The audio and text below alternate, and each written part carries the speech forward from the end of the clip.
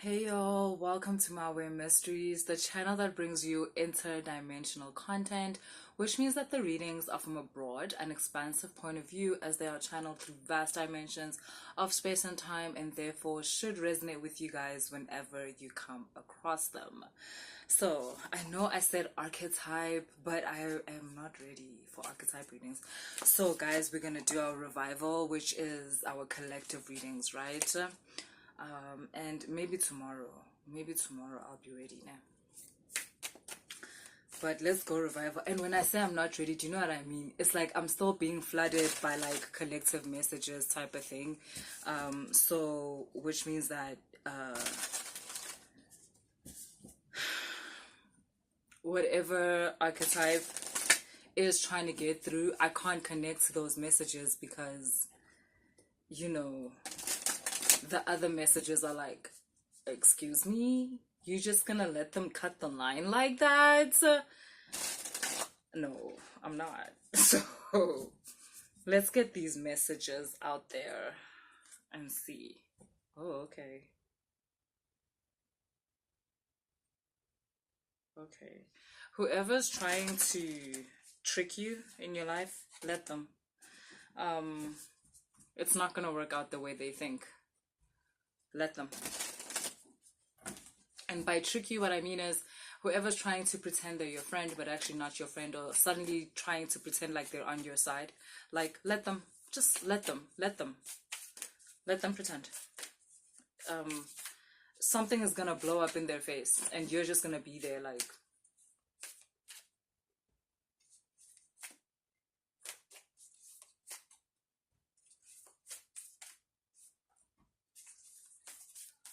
yeah, someone is about to get caught like red-handed. Yeah, I'm getting also, you're so over it. Like, you're so over it though. Ooh. Ooh.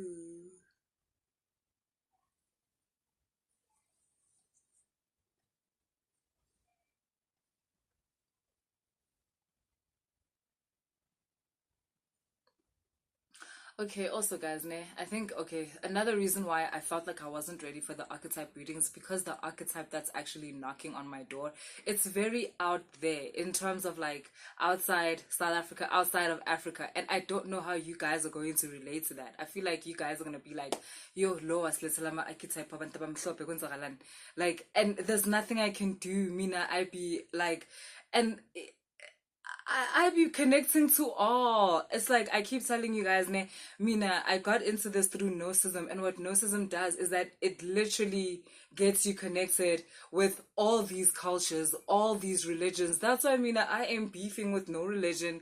I am beefing with like no entity from a specific culture or anything like that, because of Gnosticism. They got me down with the shit. And I'm trying to get you guys down with the shit. And that requires, maybe down with the shit is not a good way of putting it, but that requires for you to open yourselves up, like in terms of your mind and your consciousness, and allow yourself, to think broader and more expansive.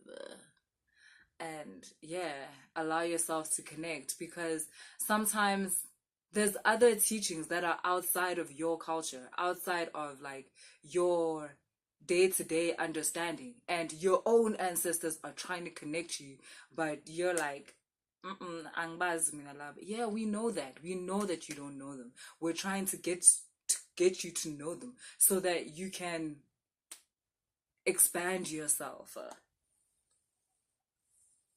Are you guys aware of Odin? Guess I'm getting into it as an intro to this week's archetype readings. I don't know if you guys are aware of Odin. Odin is, according to the world, Aisha, not even according to the world, Inyani is the truth. Like Odin, basically we know Odin through the Norse people as how they're described, which was basically the Vikings. And the Vikings were all about war and conquer and acquisition and all of that stuff, right? And they believed in this entity that was called Odin, referred to as the All Father. I guess unkulunkulu wabo type of thing, right? And this is not to introduce you to another unkulunkulu, no, it's to introduce you to another aspect of unkulunkulu. Abantu bala bona unkulunkulu wabo ngoba bakhuluma isiZulu bebambiza Odin. And because in their time it was very much harder times, so like I said, it was about acquisition, because there was scarcity and there was lack, and these guys were like, never, not us, we're not going down like this. And they were like, nah, like let's go, there has to be something on this godforsaken earth. And Odin was like, yo guys, of course there is. What?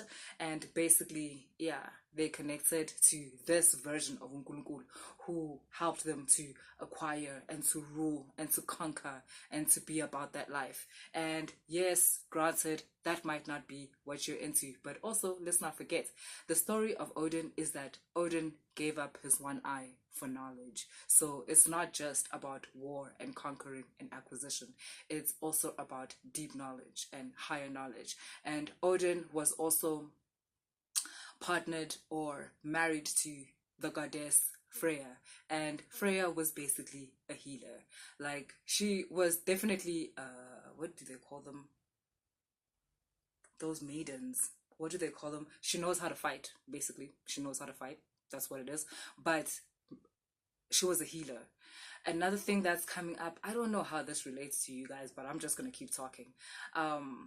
In those times, like things like sacrifice, you know how now shit is so dark, right? Because I know how we like to think was so much better than those times. Ew, that we into war and conquering. Ew, we're civilized, we're so much better. Like, our cultures be sacrificing things and people for riches. I don't know. Are we better? I know you guys have heard of like money sacrifices and our sexual party sacrifices 999. So I mean, I guess we're not all that different, and that's why maybe like these entities also come to us. Yeah, I don't know why I feel like I am very like, I feel like you guys are gonna judge me for this reading, and they're like, this is when I say stuff like, I just work here and I just bring through the messages, and like I'm just gonna go on and keep doing that. So in those times, right, with the Vikings, the gods there never took sacrifices in terms of like, or you guys are taking someone and forcing them to sacrifice. The people there believed so much in their god, or this entity at the time as a god, and they had so much faith in what I guess was already shown to them, or in the connection they had to this entity. You would volunteer to be sacrificed. These entities never took a forced sacrifice. It didn't work like that. Like, that's ill. That's like ill. Like, these people were so in love with their culture, with their ways. They were so devoted to their ways and their understanding. I mean, some of you might be like, sounds cultish. And yeah, maybe, obviously, if we judge it by the way we understand things now. But that's not really the point of the reading. At that time, Pela, that's just how you devoted yourself to something you really believe in. Someone may be like, it's cultish. Another person may be like, no, it's just that you guys no longer have devotion. By the way, I am not saying we should sacrifice people. That's not what I'm saying. We're really gonna need to be more open-minded as the readings go on. I can see that, because the more we learn about how people do things a different way. It's not about us doing things that way. There's just certain teachings that are trying to connect to us. And in this case, through my feeling, I can tell, okay, cool. So the things that are being emphasized here are devotion also. Like, devotion to your own entities that you walk with, to your ancestors maybe. Devotion does not mean worship. Devotion comes from a state of understanding, from a state of connection, but also by seeing what that connection can do for you. So that's why these people were like this. Clearly, like the pots were doing what the pots are supposed to do. And that's why these people were like, what? For damn sure, take me. Like, I'll go. I'm the sacrifice. Okay. So, yeah, like I said last week, you guys are being given a certain look or peek into other civilizations and how they interacted with the entities that they used to work with, or how they interacted with their ancestors, and how they how they interacted with their spiritual community, devotion, faith, worship for some, because that is involved, right? Like if we look at religion, it is worship, right? If we look at ancestry and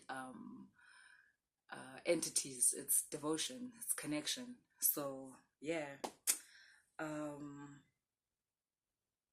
Knowledge. Okay, cool. So apparently it's very important that you connect with an entity out of, more than anything, what the entity can teach you. Like, do not be fooled into the whole I'll give you this if you give me this. Like, I'm getting that that's a very base type of connection, and you're more likely, that's why I saw the what do you call it, the coyote. That's why I saw the coyote. That's more a connection where you are likely to get tricked.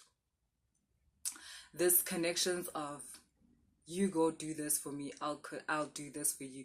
That's how I guess in this civilization we ended up sacrificing people against their wills and stuff like that. It's because you've connected to an entity that is basically a trickster. It's not what you think it is. Like a fair and just connection with an entity is a connection out of love.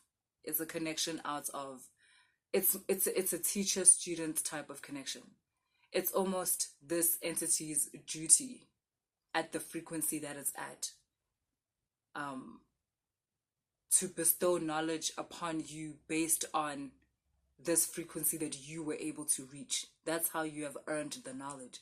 It's because you've expanded enough to be able to even communicate with this entity, because it's not everyone that is able to communicate with these entities that I'm speaking about, or Odin. So you might think it's cool, and like, let me gather some bones and some whatever, and I'll be able to connect. Like, no, about Odin are actually really high frequency entities, and you might be thinking lower war and rape and pillage.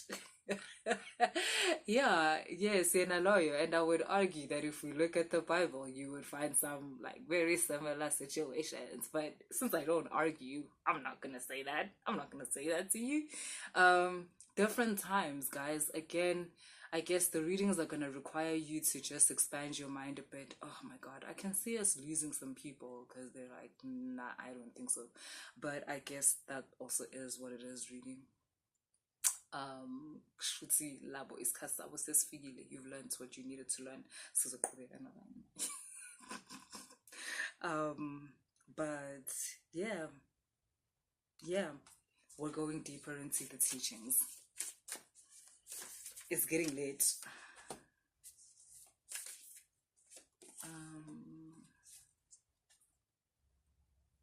Yes, it's getting also more practical, because the reason why, also I said this in the video of the spiritual psychosis, the reason why it gets psychosis-y is because we're too much in the hara, we're too much in the ethers. There's always a need to bring back information. There's always a need to center yourself and ground the information within your reality and use it within your everyday to day things. But if you watch channels like this just so that you can go regurgitate and sound smart to other people, then I would say actually be careful. You're gonna sound crazy one day. This is all about practicality. Yeah, like listen, you are connected. Again, I don't know. I keep saying it might be planetary alignments. Actually, yeah, for real, for real, for real. It might be some planetary alignment, but oh, I just did this reading and the equinox was playing a huge part in this person's reading, and that's what's happening here too. The equinox is opening a super portal, which makes sense. It's especially if you're in the southern hemisphere. I see now why I was so nervous in saying to you guys, like, guys, southern hemisphere, Africa, there's a need to expand like our knowledge when it comes to that which is beyond the material world. A lot of us have played around with our in our backyard, and we've done the things, we've played around, we've seen, and now we're getting given access to access other knowledge outside of our backyard, like like we're getting access through this portal that is the equinox. And the spring equinox is very important to the southern hemisphere. Our ancestors saw that as a beginning of a new cycle. I wouldn't particularly say the beginning of a new year. The year wasn't counted like that, like with the ancestors I'm talking about. There was no such thing as a year, but the spring equinox is basically what we now call a year, I suppose. If it's from one equinox to another, that's what we now call a year. But yes, it was basically the beginning of a new cycle. Something about the water coming in. It's been winter, there's been lack, the water has been away, the tide has been low, but spring is coming, everything comes back, new cycle, new you, the old version of yourself dissipated with winter, but now there is a chance for rebirth. And with that rebirth is this alignment, or this portal, or this alignment that brings about or opens up a portal where you are being able to receive downloads, information, knowledge from other civilizations, from other ways of being, to do for you however it fits in your life, right?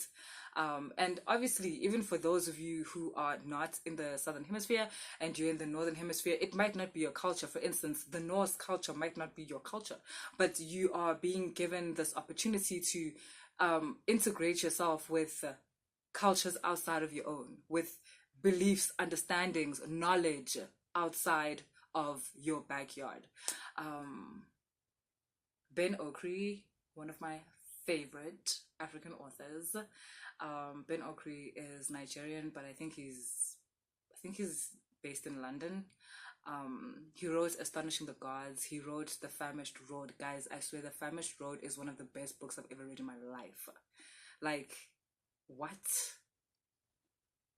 No, Mr. Ben Okri, sir. What? Yo.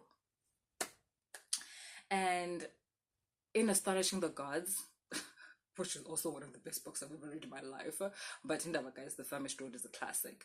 But in Astonishing the Gods, he says that when you work with that which you know, right, which I am similarizing with what I was speaking about with your backyard and the ancestors and the entities that we do know here, like from this land or so forth. When you work with what you know, you can make something pretty good. Like, it's cool. People will praise you. Everything is great. But when you give yourself a chance to work with something that you do not know, when you give yourself a chance to work with the unknown, then you give yourself the opportunity to be the greatest of all time. So, yeah.